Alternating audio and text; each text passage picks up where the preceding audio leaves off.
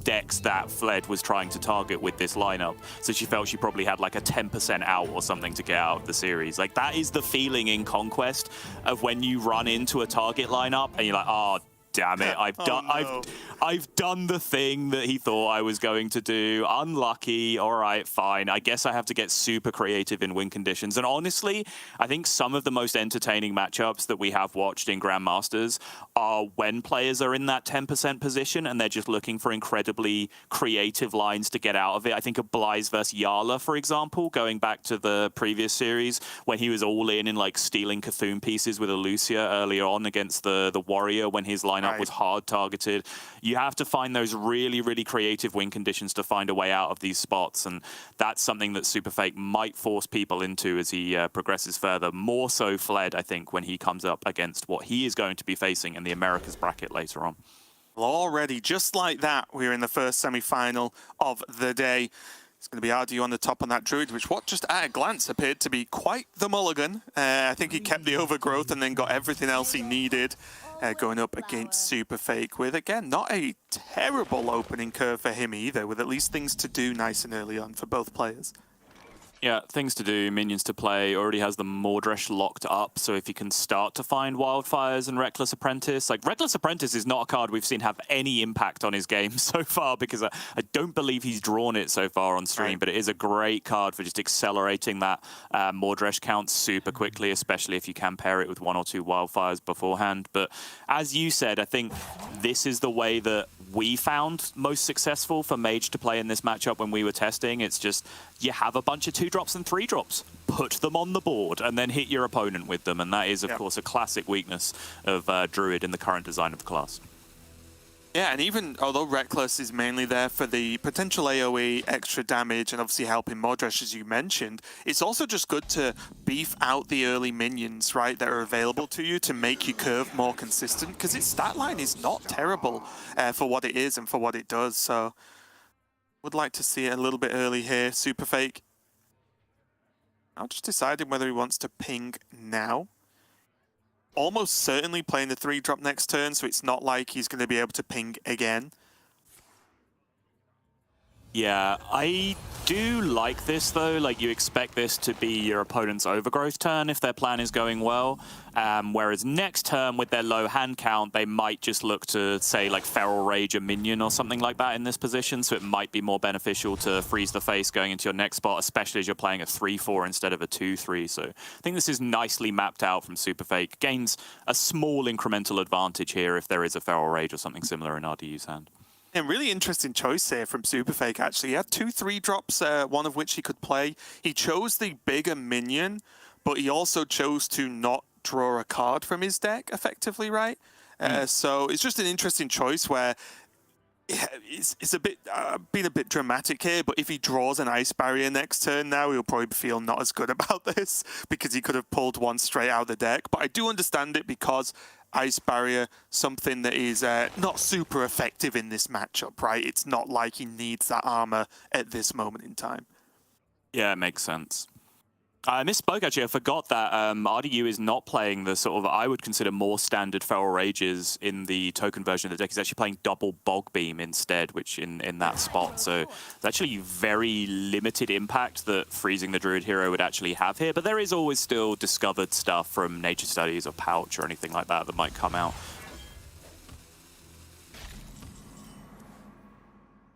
Pretty slow turn here from RDU. SuperFake now again has options. That Tailin will now draw him a Mutinous. Problem, of course, not that effective in this matchup because Druid always has 8 mana before you have 7. So it's not going to be a big deal, and therefore I do wonder if maybe the coin gets used to play the 3-drop and the 2-drop this turn. I'm going to hold it. Do you think he's going to see coin mask into mask is the plan here? Possibly even just coin Mordresh at some point, right? Like, if this does end up being a Kazakhstan game, he might be able to get a good enough tempo swing with a big Mordresh in a turn or two. If he can find Wildfire rapidly, something like that. I think he's just keeping his options open as much as possible here, but ramp Kazakhstan is going to be very difficult for his deck to beat, and in fact, for any deck to beat at this point in time. The best offering so far, though, Radu. I think he was offered Embers, but I didn't see what he picked. You always pick Embers. Simply correct.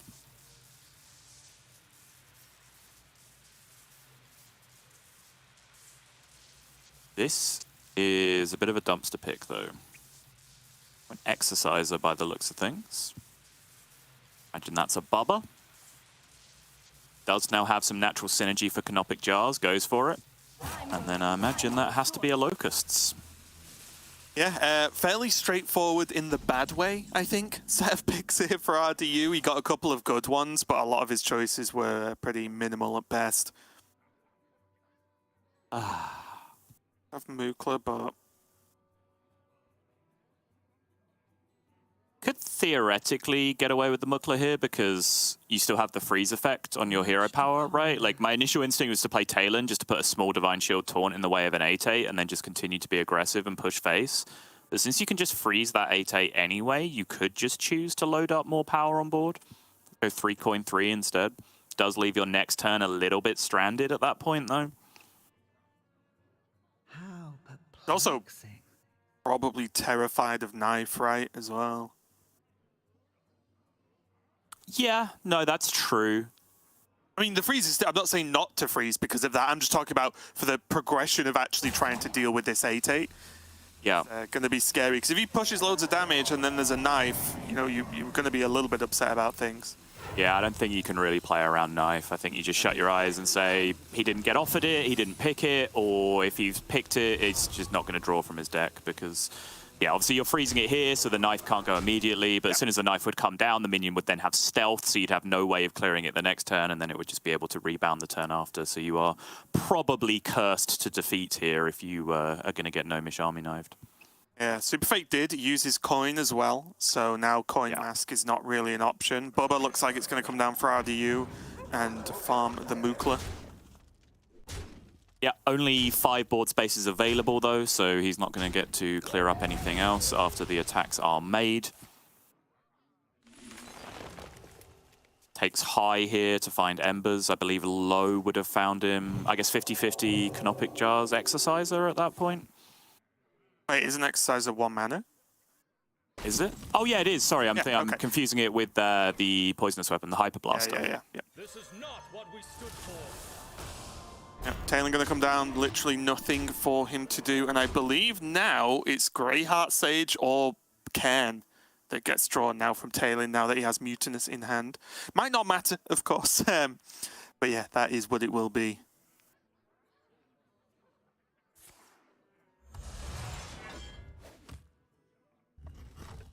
Imagine it's going to be Bloom, right? Clear as many minions as possible and then just Embers. Yeah.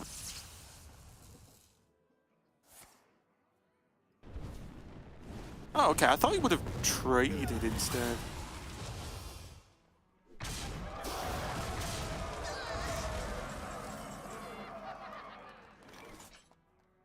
$11 health left in play for the Mask. RDU did Bloom on the previous turn, so SuperFake can't get Embered again on the follow-up. I feel like Mask into Mask, go face, is about the best chance he's got. That is about as bad an outcome as you can possibly get in that spot. And now the 8 damage from the barrier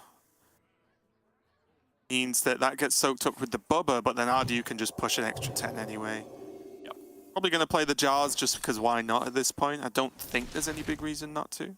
Yeah, I think there's many big reasons to do it as well, right? Because you know that Mask is likely to happen again, whether it be Natural Mask, Jaina Hero, the Parrot, the multitude of ways that Mask could get cast again here, which will probably clear up your board. And so just in case you need that extra security for your Embers of Ragnaros win condition, seems like a couple of extra minions on board in the form of some random legendaries will be doing you just fine. And if only SuperFake had hit one more time to the face last turn, he could have gone for the ultimate Mask all 10 to face for the victory, but that simply cannot be the case. Still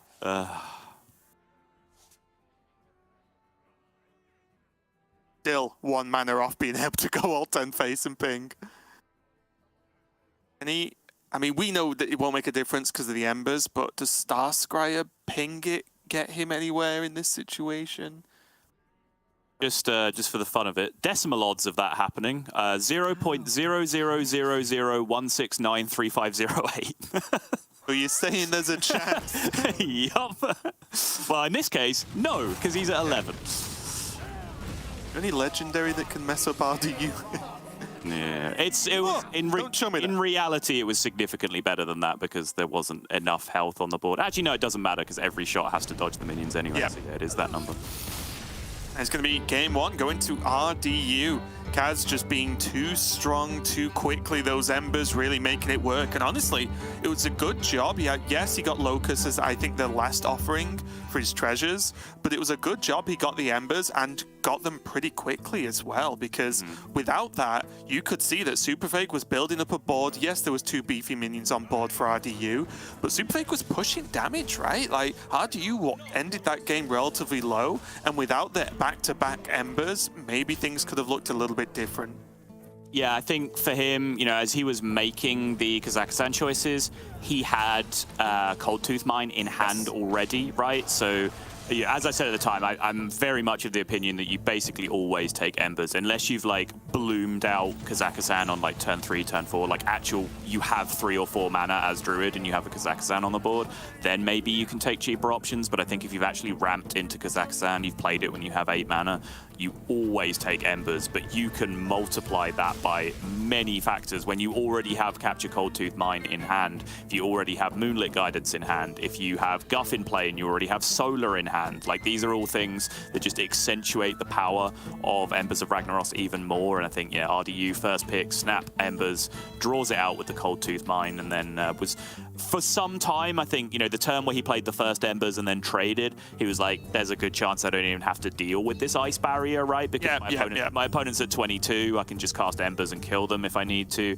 But then on the turn where he just got to attack with 2 giant minions anyway, just dealt with the Ice Barrier, had more than enough damage to come through from that second Embers. So super clean game from RDU on Druid, but honestly, it's not that hard to have a super clean game when you get Bloom growth into Overgrowth, into Kazakhstan, into Embers, into Embers. A lot of people could have won that game of Hearthstone, let's put it that way. Maybe even me.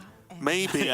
But I'm sure I would have found a way if there was a way to mess it up. But we're diving straight back in. SuperFake sticking to his mage, and again, getting a pretty solid opening, honestly. Especially when you consider there's so many high-costed cards in this mage deck. Getting 3 2-drops, you know, that freeze 2 of them as well is a big deal here. RDU going to be on that Weapon Rogue as his opponent, looking to get another quick win to maybe keep this series as a smooth 3-0 for him. But here's the difficult question, though. Yeah, so SuperFake just goes with keeping the Snow Flurries. The question that I had here, which, again, SuperFake is going to know the answer to much better than I do in terms of experience with this deck, is how important is specifically finding Viper, of which you have 2 copies in the deck, right? I understand there is an equally valid way to beat Weapon Rogue, where you just play a bunch of minions in the early game and you race them and just hope that they don't go Cloak, Scabs and just blow that strategy out.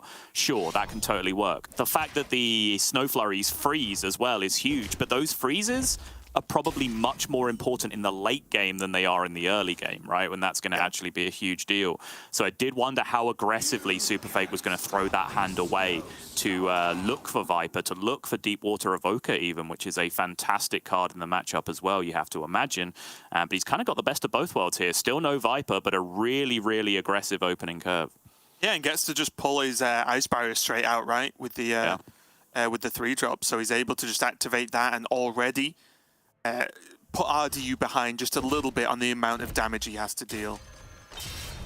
Baker's going to see the Swine Tusk on curve. That's the last thing you want to see when you're against Weapon Rogue. You want those cards to be bottom of the deck. SuperFake going to say no, sir, in terms of this freeze. And although I said it feels like the freezing might be important later in the game, more so than it is early, that's purely due to the amount of damage that can be pushed with late game weapon swings.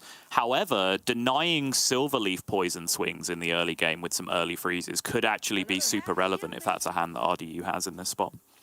Yeah, time and time again, I'm continue to be surprised by how quickly Weapon Rogue draws through its deck. So anything you can do to reduce that down will help. And he still has a second one, right? So if he needs to just hold on to that second one, especially because of how good the rest of his hand is with double deep water, then you can just hold it for whenever he wants and then ping. Oh my. Oh, he gets to the 10. So SuperFake is currently at 46 with a second Ice Barrier and second Evoker in hand. And he can shuffle the amulet back in the deck, right, to give himself a higher chance at another 10. Yeah.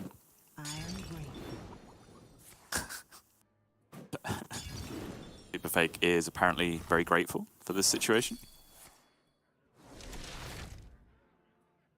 Yeah, how do you gain a lot of poisons early on as well? Like one of the best initial openings here from Weapon Rogue I've seen for a while, honestly. Another happy guilty. RDU just happily trading away the rest of his mana here. SuperFake absolutely praying for a Viper off the top. Does not get it though.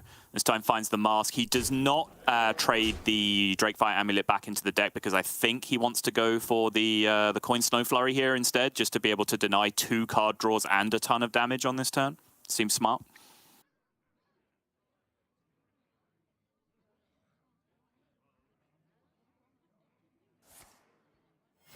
Yep. I think I saw this game going a different way. What if he didn't do that? And he coin... This is adventurous, by the way, so prepare yourself. But Okay. coin mask, and then just plays hero the turn after and win. Yeah. You know, honestly, I don't like when you set me up with the warning, I thought it was going to be more extreme than that, but I don't hate it. It's like mask doesn't care at all about stealth. So the damage goes through. Ardew's already on 20. If stealth comes out, which yes, that reduces all your minions on board to basically do nothing. Or Oh, is that Viper? Oh, out of nowhere. That is an insane pickup. Perfect mana utilization on this turn as well for SuperFake. You just go Viper, Ice Barrier, and have Mask locked and loaded for next turn as well. Yep. And as I was kind of getting to, this is technically slower than the way I was talking about here, because obviously he's used the coin. But if you can get Mask and then use any of the many other ways SuperFake has in his deck to cast Mask again, well, there's almost nothing the Rogue can do about it. Yes, RDU can potentially gain armor from scabs, but that won't really matter in the grand scheme of things, right? Because it will just be too much damage. Especially with this weapon just going away due to the Viper now. Yeah, Stankface comes out from RDU. He knows he invested fully in that weapon. He knows, of course, that there are 2 Vipers potentially on the other side for SuperFake, but RDU just decided that his best plan was just to shut his eyes, load up his weapon, and just say, you know what, you only get about halfway through your deck by the end of this game. Forget about it. You're just not going to draw a Viper. That's my chance to win. And I do think it was very reasonable. He's also managed to draw through a lot of his deck with the help of that weapon. He's pulled out the 2 freeze pings this game, right? Yep. So that's something as well. So although it's looking grim and we can see what's effectively mask into mask this game for SuperFake, it was about as good as RDU was going to get. Like you said, just had to hope for no Viper. Yeah, indeed. Pew Pew is going to end the game for SuperFake. That is yet another victory, another mark in the W column for the Mage. He moves on, and I think, like as I said at the start of the series, if there's going to be a problem deck in this series for RDU, it might just be this Weapon Rogue, because, you know, even the Druid, even the Survival Druid is packing a Viper here for SuperFake. Like, he is all in on this anti-warrior, and it does seem a little bit of anti-rogue strategy as well, looking for very, very specific decks from his opponent, and coming up with gold so far. Yeah, and we are going to see the Rogue again, I believe, from RDU, so he's going to go back for more. And yeah, it was just a good game, and again, I just like seeing this Mage, because I'm still unsure how all of these cards fit into what should be a 30-card deck, because look at that opening from SuperFake, and you think, well, this deck seems insane. There's minion pressure. The minions kind of help with removal. There's defensive options with armor gains and vipers, and there's aggro options with mask into mask into mask into mask, depending on how your draw goes. So I think the one weakness that we did talk a little bit about yesterday is the card draw issue of the deck doesn't really cycle that well, which means you do have to just play with what you've been offered straight away. But yeah, I think the deck's super cool, and I'm excited to see it maybe get played again in the finals. But we are going to see Paladin as his choice now going into game number 3, going up against that Rogue. And there's a Viper. And also, is it fair to say that Paladin does have sort of natural options versus Rogue anyway, because of the amount of taunts, because of Carriol itself, and just because of the mixture of taunt, Divine Shield, and heal that the deck has access to? Yeah, Carriol is an absolutely insane asset against Weapon Rogue if you can get it down. Nice chunk of armor straight away, but then halving all damage that comes back at you, with most rogues not playing any way to interact with that situation, and RDU's Rogue being counted among them. No counter Viper being thrown into RDU's Rogue deck. And of course, then the combination with Libram of Hope, which we do see opening hand. If you can get those discounts down, Libram of Hope can be a great asset as well. If you can't get the discounts down, then Libram of Hope can be a bit of a liability in terms of drawing it, because even if you end up in a situation where it's playable for 7 mana, 8 mana maybe, that's normally not game-winning in a situation where the card Scabs exists on the other side, right? And they can just gain so much tempo back on you, ignore the taunt, start pushing the damage. But if you can get it down super cheap, heck yeah, you're in business.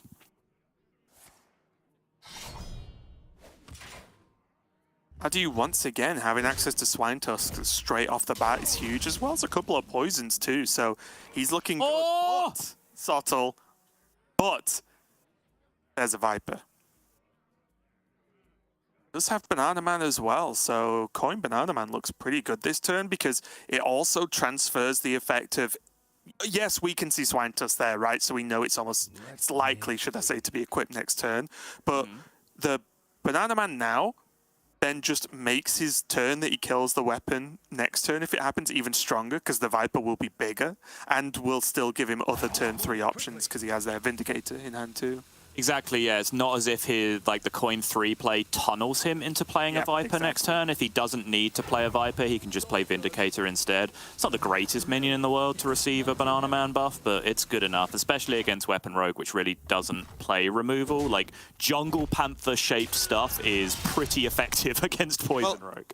Especially when you consider it will let him land a buff on it as well, right? Yeah, exactly. Depending on what he draws here. So it's not a 4-2, as you said, it's good, but now he can draw another card with it and make it that little bit bigger. He does just go for it anyway. It feels like he's setting the trap here for RDU, seeing if he wants to do the same thing he did in the previous game and load up on this weapon as hard as he can. And it's looking like RDU might just oblige here, leading out with that deadly poison. And you can't even fault him for it, right? If he does, like, what is he supposed to do? Like, push 2? You know what I mean? Wait for the Viper? It's never going to happen. So because, like, the only question RDU needs to think about is what happens if he has it? What happens if he doesn't? Right? That's it. Because he can't really play around him having it and just not do anything.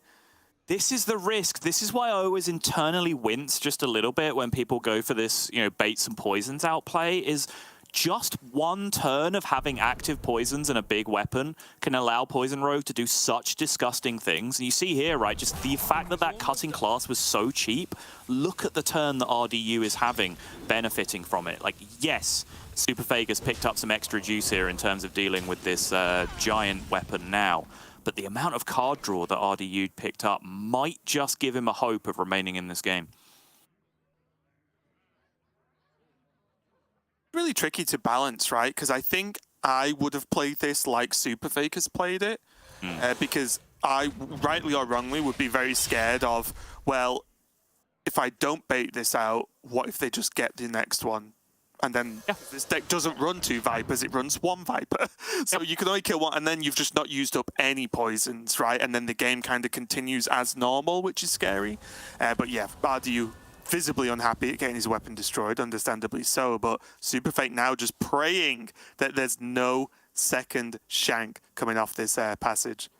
And there is not. Not only is there no shank, but that is about as miserable of a passage as you could possibly find here. RDU just going to chuck what damage he can at the face here, clear up some of the board state, and it's looking very much like a second loss for RDU's Poison Rogue here as RDU becomes increasingly, visibly more and more frustrated with the situation.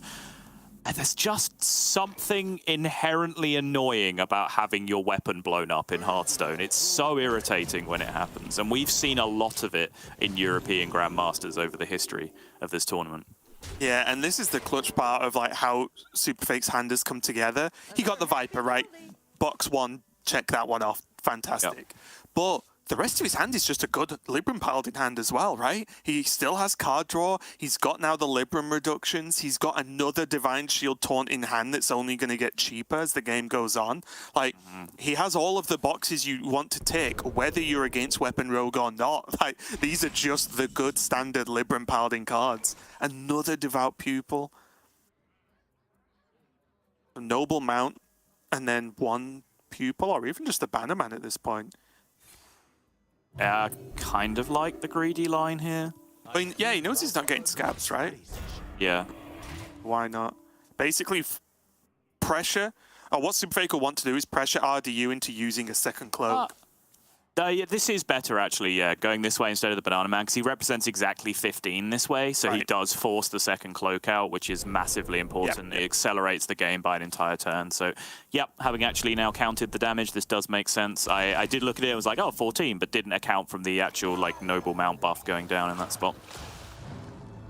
And now, because the second cloak's used, and this board looks like it does, even without the Mutinous, SuperFake then has to pressure RDU into, okay, you had to have second cloak, now you have to have scabs, and if you don't, you're dead. And that's just going to be game, and SuperFake goes 2-1 up, and it does look like it's coming true. The bullying of the Weapon Rogue is happening. And I believe now, take a quick look at this, SuperFake has, what was banned? He lost his left. Yeah, he lost his warrior, so he has his druid left now.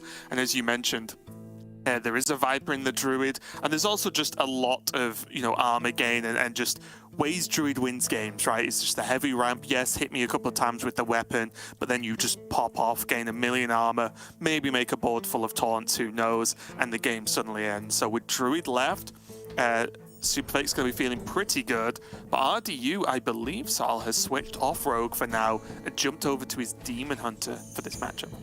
Okay, yeah, I don't hate it. I just do want a small detail of the way the lineup is built for SuperFake as well. 2 Vipers in the Mage makes a ton of sense. Firstly, because in matchups where you don't want to use them as Vipers, having those 2 extra minions just to be 3/4 spider tanks in the early game does make sense, because we've seen how effective the deck can be at just curving out, 1, 2, 3 and just going from there and being aggressive. The Druid, though, only playing 1 copy of Viper, still does make a lot of sense to me, because we're dealing with one of the very best card draw classes in the entire game, right? We're playing... We're seeing Moonlit Guidance, we're seeing Nourish, we're seeing all the other methods that you have to tutor cards out as well. Malagos, even though it isn't going to pull out specifically the Viper, it will thin your deck down to the point where Viper is very likely. So 1 Viper in that deck makes sense because you can draw it very specifically. You can go fishing for it at key times with Moonlit Guidance. The one question mark I might have here, and it's probably just a matter of which card do I cut to fit it in, is only 1 Rustrock Viper in the Paladin, because that kind of has that similar problems that Mage does in terms of just drawing cards. So doubling up on the tech card that you need to win certain matchups might have made a bit more sense to me. But that's in the past now, because he did hit that 1 Viper that he needed to end up winning the game, and RDU is going to take us away from Weapon Rogue land for a while. He's going to try and play some 6/7s or hopefully some 7/8s or 8/9s as quickly as possible against this Druid, and just try and steamroll this series back to 2-2 as quickly as he can before this Druid can get set up. And we've seen it happen, right? I think for me, we talked about yesterday, maybe even the day before, but Brute Demon Hunter was a deck I didn't see coming, and it's been doing so well, at least over here in Europe, right? Like, we've seen the deck perform time and time again on stream. Both RDU and Blyze, the 2 players that have brought it, are in both semifinals, right? So it's going to be doing something right so far. But let's take a look at this Druid. You were just talking about Sotter with that one Rust Rot, which could potentially convert into a 1 extra at least with the Moonlit Guidance in there if needed. But in general, it's going to be that Celestial alignment. It's been given a few more options as well, running that single Scale of Onyxia, just because I think Scale is just a generally flexible card. You can play it as a threat and you can play it defensively as well to trade down any aggressive boards. So I think the one of those in there as well makes a lot of sense. Or you can play it as SuperFake did yesterday and play it on the board and then Solar Survival to make all of those tiny dragons into giant murder machines. They're all grown up. Yeah, this is going to be a very different scenario, though. SuperFake will be on the defensive, most likely. It's not a thing that Druid likes to do. Generally, they are the biggest subscribers in the world to the best defense is a good offense, school of thinking. They just try and blow past whatever their opponent is doing. And Anaconda in the opening hand here for SuperFake, he might just decide to just go for this and just try and be as greedy as possible, go as quick as possible. No, he is going to throw it away, looking for those ramp and answers instead. Yeah, honestly, whenever you, in almost every type of Druid that plays ramp, of course, whenever you don't have ramp in your hand, I do find it very difficult to keep any cards that are not ramp, right, in almost every matchup, because it just makes your deck so much more powerful, even if you just hit one overgrowth, right? So although I understand him potentially keeping the removal there, I do think holding out, fishing for ramp, sorry, is going to be a lot better for him in the long run. Once again, I don't think we've seen a single quest on one on stream from Demon Hunter throughout this entire tournament so far. There is the Moonlit into the Guff. That will do very nicely indeed.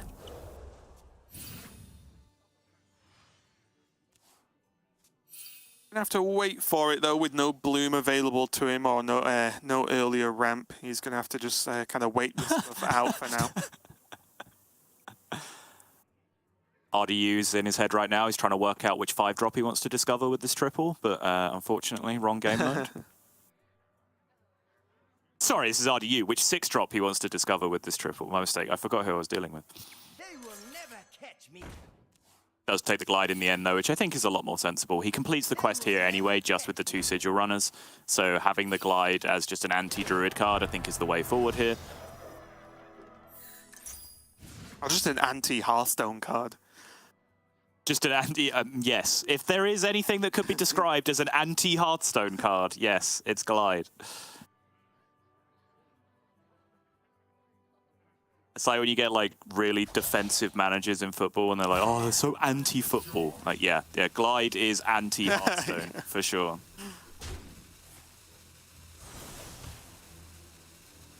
I did for just a second wonder whether RDU was considering just playing the Viper.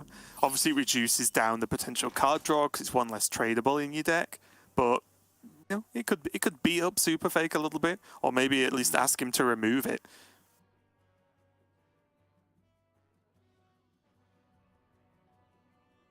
A little bit unfortunate for SuperFake that he's hit 0 ramp so far, not including Guff, but the actual ramp spells.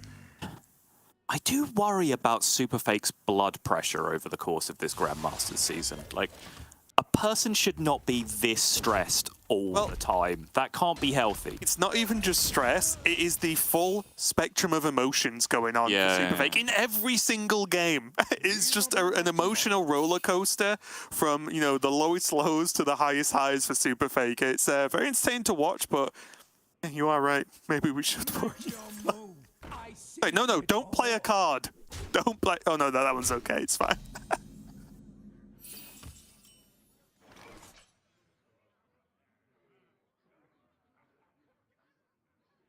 As coin Guff as an option now, probably what he was working towards so far this game. Does have Scale of Onyxia as well to try and take down some of these minions eventually. Yeah, I think unfortunately for him, he might have a pretty good idea that he doesn't actually have any of these cards right now, because playing out a Razorglaive Sentinel just on board, like, yeah, sure, you might just do that against Druid, right? Because it's hard to kill anyway. It's a 5/4. Druid doesn't really kill things. But the fact that it was played specifically from the left-hand side of the hand, yeah, you kind of see the confirmation there from SuperFake. He knew what was coming. He's kind of happy with it. He's just hoping that the follow-up is not too aggressive here from RDU. But unfortunately, it is going to be, with this Royal Librarian getting traded, discounting the Brute to 0, and then Philosophy to copy the 0 mana Brute. Drawing cards from both sides here with the Razorglaive Sentinel. That's disgusting! And how do you, honestly, when you just wind back a little bit, kind of, from what we could see, put SuperFake in checkmate with that setup, right? Yeah. Sentinel is insane. It's such a strong card, especially when it just gets to live on board for a turn. Is kind of ridiculous. But SuperFake could have killed Sentinel, but if he did, then he wouldn't have played his Guff. And if he was expecting a glide, then his Guff goes away, right? So what's more important, killing the Sentinel or playing the Guff and getting it just played and active? And, you know, he chose Guff, which I think most people would pick. But it did mean a turn like that was opened up, and that was a super strong turn from RDU. And yet again, Brute Demon Hunter is looking incredibly scary. It is. Duddy's going to come down here at the end of the turn for SuperFake, which opens him up to Solar Cenarion on the following turn if he needs it. But right now, there is just way too much pressure on the other side of the board. They will never catch me. I think SuperFake's just hoping for no weapon here from RDU, because that's, I think, the only realistic thing that's actually could end the game this turn.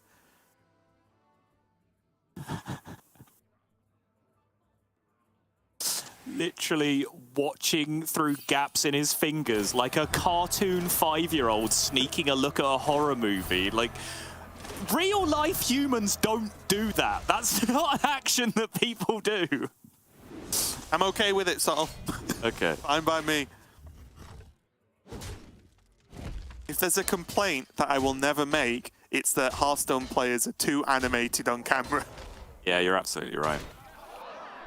Yeah, RDU piling on the pressure. Did get the Lion's Frenzy, but not early enough to make it playable. But we can see that next turn it's going to get equipped. And SuperFake's probably going to die, because this hand now is still not great. No solar for any kind of ultra high rolls on the Cenarion ward. And he did have those things. He set himself up for it with the nature studies at the end of the turn. But it was all snatched away from him by glide number 2 from RDU on the other side.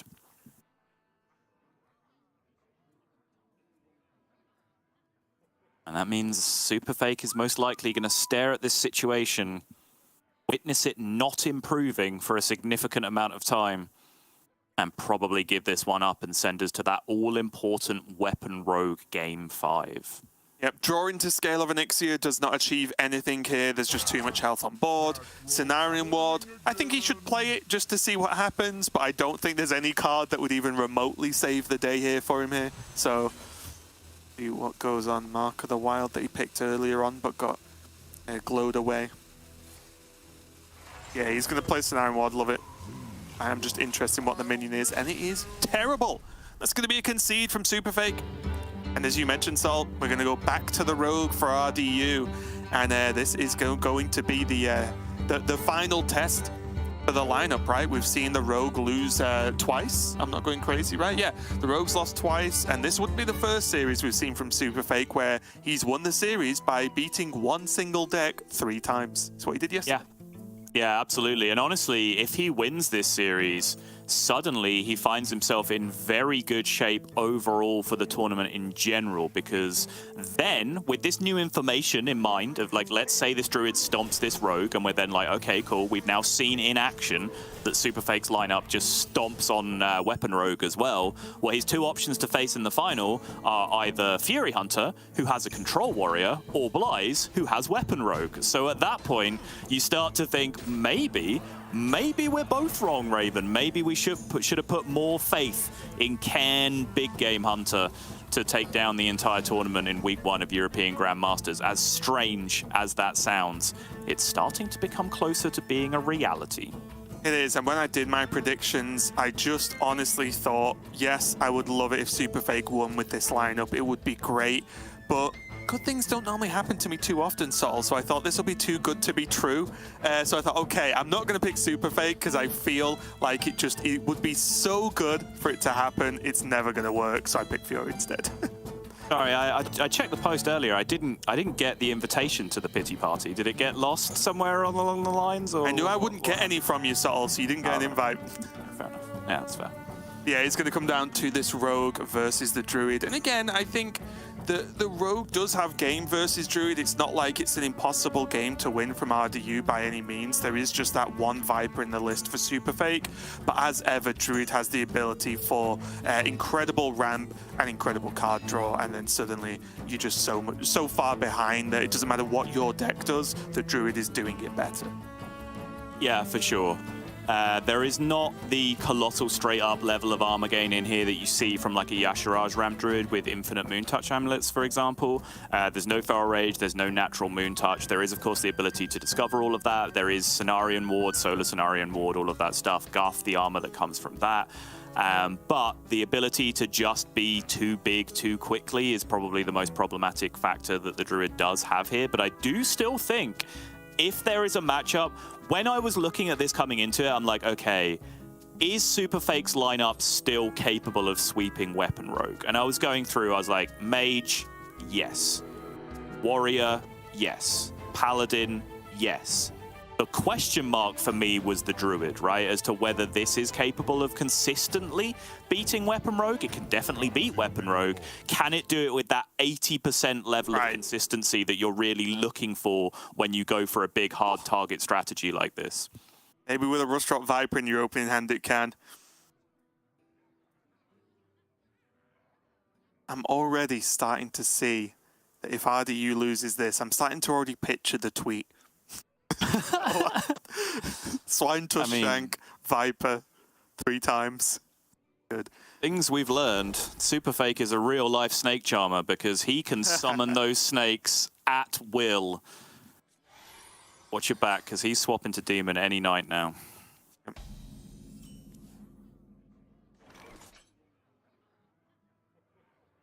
Got the overgrowth as well, which I think was always the worry. We mentioned this last time where if you are keeping cards that aren't ramp, you've really got to hit the ramp very quickly to make it worthwhile, right? So having that overgrowth, there's Moonlit as well to try and go for more ramp, maybe fish for a Guff this turn as well, just to have it in hand. Probably just Bloom, yeah. Makes sense to me. Could have gone Bloom Growth that turn if he wanted to. Drawing the other Bloom off the first one, turned it down. Makes sense. So do you think we're going to see coin overgrowth now? If we're sticking with SuperFake's seemingly general plan of let the weapon gain poison first?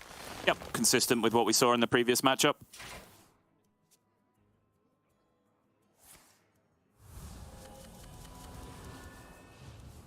Once again, similar response. RDU is going to go digging. He does have the possibility to have a fairly powerful turn here, but actually, the way this has worked out for him is not that bad, right? Because he's going to dump this weapon.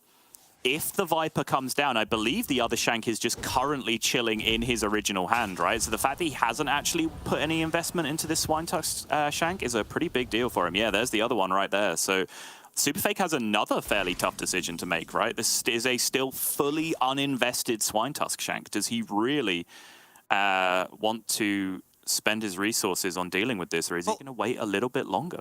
What if he just tempo Anacondas? I'm feeling right now. Just about to suggest the same thing, Raven. A copy.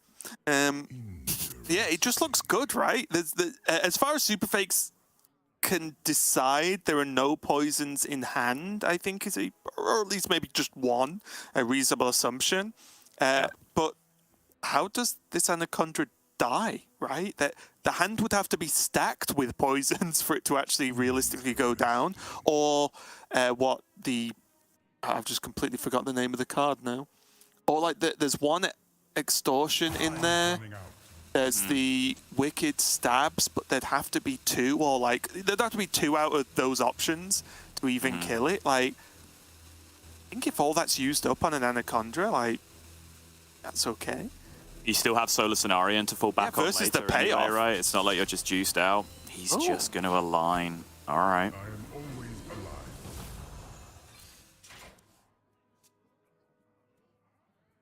Bloom alignment means he is giving RDU 2 entire turns here to work with. Really scary. Does mean he has his first playable turn will be the Solar Cenarion, right? Yes. At minimum, I mean. Obviously, he'll be able to do more than that, but Yeah, with Anaconda. Yeah, it's just as his hand looks at this second in time, he has a decent play. All right, fair enough.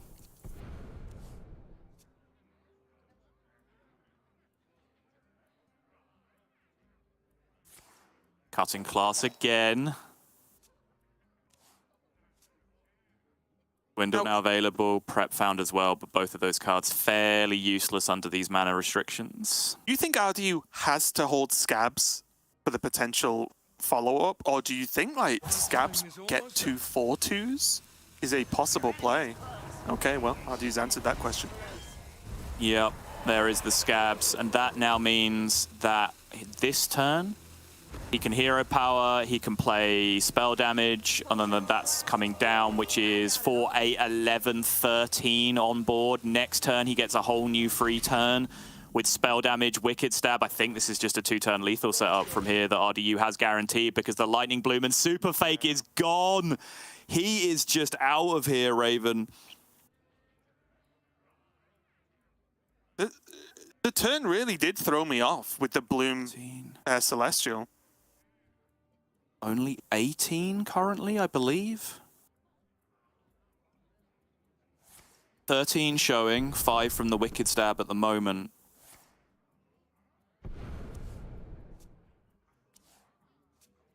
The spell drawn is prep, though. That's now 4, 8, 11, 13. He's got more spell damage. He can play... Blackwater Cutlass will get him a discount. If he gets it on either the prep or the Wicked Stab, he can still play that without using the hero power. Wait, what would the extra... What would hero power play the spell damage and Wicked Stab with the double, with the +4 spell damage? Where are we at there? It's 1 off, I think. Oh, okay.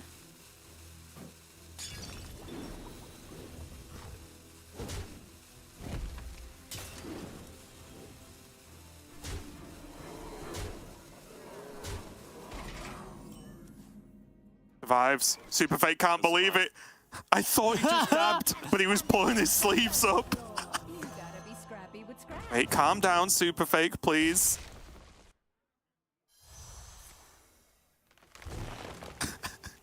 Finds the Nourish off the draw.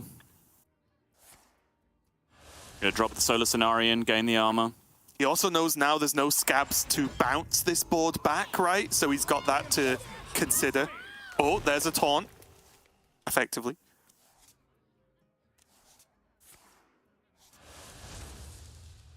Go for the Solar Moonlit. Oh, that's fun.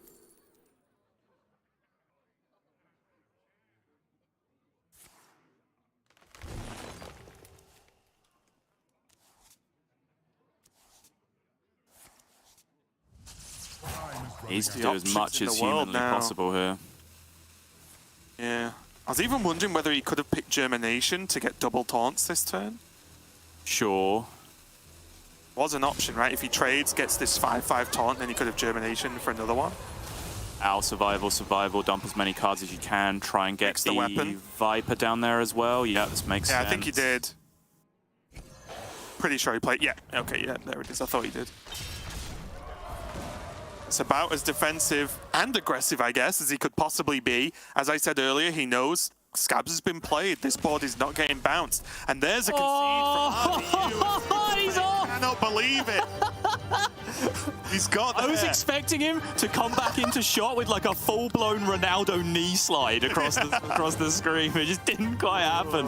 Oh, incredible scenes from SuperFake. Honestly, like, I kind of got a little bit lost in those last 2 turns. I don't think I agree with the Bloom alignment line that SuperFake went with. I think his position was comfortable enough that he didn't have to take the risk against a 2-turn Scabs setup, because you know that's always the risk, right? If Scabs comes down, that's 2 4-2s in play front-loaded. That's 8 damage that will come the next turn, because you're skipping a turn with your overload. Yeah. You then know they have hero power, play a card that turn, and then the next turn they have play 2 cards, hero power, play a 3rd card on the turn afterwards.